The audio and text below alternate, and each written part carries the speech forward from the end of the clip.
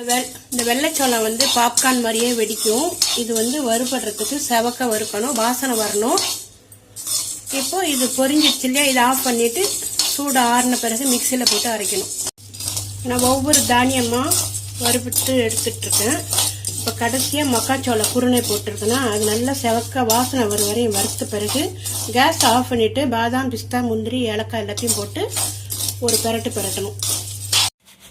ஒவ்வொரு தானியத்தையும் நல்லா செவக்க வாசனை வரும் வரையும் வறுத்துட்டு சூடு ஆறின பிறகு இது மாதிரி சலிச்சு எடுத்துக்கணும்.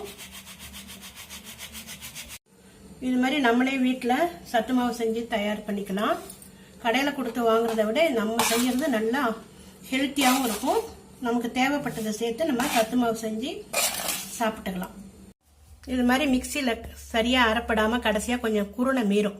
இதில் வந்து புட்டு மாவு பதத்துக்கு உப்பு தண்ணி தெளித்து வேக வச்சு புட்டு செஞ்சு சாப்பிட்டுக்கலாம்.